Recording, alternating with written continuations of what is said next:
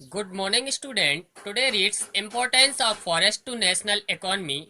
आज की क्लास में हम फॉरेस्ट का नेशनल इकोनॉमी में क्या इम्पोर्टेंस है के बारे में पढ़ेंगे, जो कि पेज नंबर 9 पर स्थित है। Forest are national wealth in India. About 20.6% of total geographical area in under forest. This is 1.7% of the world forest area. यदि हम फॉरेस्ट की बात करें तो इन्हें नेशनल वेल्थ, राष्ट्रीय संपत्ति माना गया है। टोटल जियोग्राफिकल एरिया के अंतर्गत 20.6% एरिया फॉरेस्ट कवर्ड है इन इंडिया, भारत में। एंड होल वर्ल्ड की यदि हम बात करें, पूरे विश्व की फॉरेस्ट एरिया से इसे कंपेयर करें तो वह 1.7% निकलता है, जो कि इंडिया में स्थित है। एवरेज की यदि हम बात करें तो 0.1 हेक्टेयर पर पर्सन एरिया अंडर फॉरेस्ट। पूरे एरिया की बात करें तो 0.1% प्रत्येक व्यक्ति के लिए 0.1% पर हेक्टेयर स्थित है। Variety of unevenly distributed forest are found. The majority of hardwood trees are found this forest. यदि हम अपने देश की फॉरेस्ट की बात करें तो वह अनइवनली, इनका जो डिस्ट्रीब्यूशन है वो अनइवनली है, मींस असमान है, कहीं ज्यादा तो कहीं कम है। एंड मेजॉरिटी की बात करें तो हमारे यहाँ की जो फॉरेस्ट है इसमें पाए जाने वाले जो ट्रीज हैं वो जनरली हार्डवुड मींस कठोर लकड़ी वाले हैं। इन इम्पोर्टेंस, फॉरेस्ट के इम्पोर्टेंस को समझाने के लिए प्रोफेसर चटबरकर ने एक डेफिनेशन दी है, जरा ध्यान से देखें। Forest are the national wealth and are very necessary for civilization. They not only provide wood but also provide variety of raw material, fodder and generate national income. The indirect benefit are very important. Professor Chatwarkar ने कहा है forest are national wealth, इसे राष्ट्रीय संपत्ति माना गया है। And very necessary for civilization, जो कि हमारे सिविलाइजेशन समाज के लिए बहुत महत्वपूर्ण है, बहुत आवश्यक है। They not only provide would, यह हमें सिर्फ लकड़ी प्रोवाइड नहीं करती या लकड़ी प्रदान नहीं करती, but also provide variety of raw material, बल्कि हमें विभिन्न प्रकार का रॉ मटेरियल, कच्चा माल भी प्रोवाइड करती है, जैसे फॉडर, चारा वगैरह। जनरेट नेशनल इनकम, राष्ट्रीय इनकम को जनरेट भी करती है।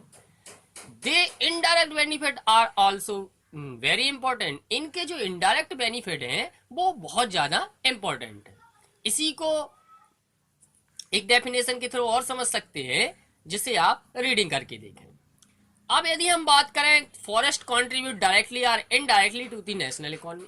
नेशनल इकोनॉमी में इसका योगदान जो है वो दोनों प्रकार से है, डायरेक्टली भी है एंड इनडायरेक्टली भी है।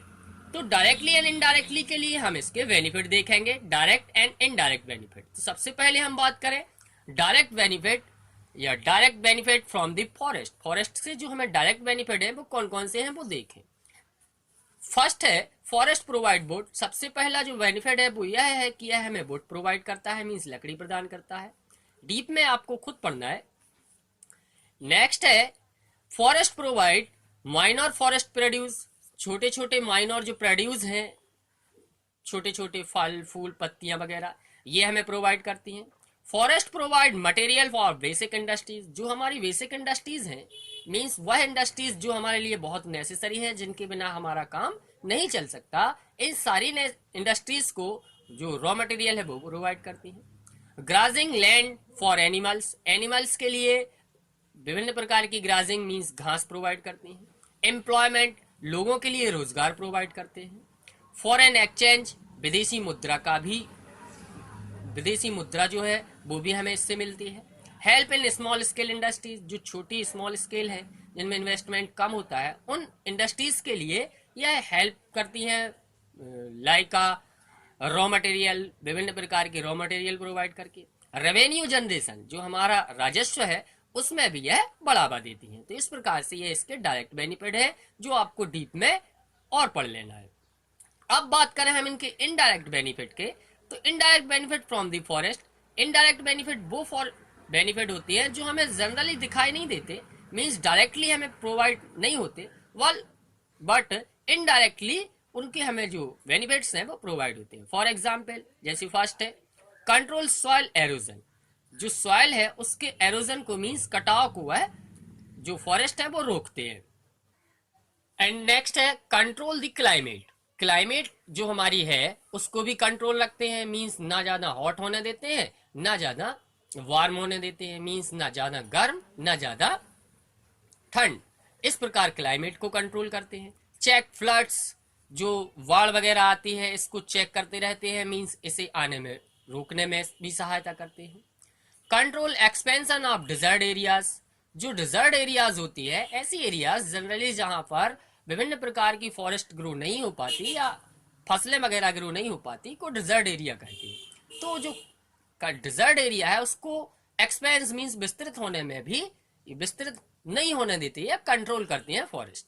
रेन वेरियर्स, बाढ़ वगैरह जैसे बहुत अधिक रेनी सीजन के समय जब बहुत अधिक वाटर अवेलेबल हो जाता है तो उस समय इस पानी को रोकने में भी जो फॉरेस्ट है वो हमारी सहायता करती है, नहीं तो उससे विभिन्न प्रकार की जो बड़ी बड़ी नदियां हैं वो मिट्टी को बहा करके अपने साथ ले जा सकती हैं। इंक्रीज वाटर लेवल, वाटर का जो लेवल है उसे इंक्रीज करती हैं। इंक्रीज सॉइल फर्टिलिटी, हमारी जो सॉइल है मींस मिट्टी है उसकी फर्टिलिटी उपजाऊपन को बढ़ावा देती हैं। Effect on quality of oxygen, जो हमारी ऑक्सीजन है उसको यह शुद्ध करते हैं। एंड नेचुरल ब्यूटी, हमें सौंदर्य जो है वो प्राकृतिक सौंदर्य प्रोवाइड करती है। तो इस प्रकार इसके डायरेक्ट एंड इनडायरेक्ट बेनिफिट बहुत अधिक इंपॉर्टेंट है। होमवर्क में आपको minimum 5 direct and 5 indirect benefit याद करना है। Thank you all of you.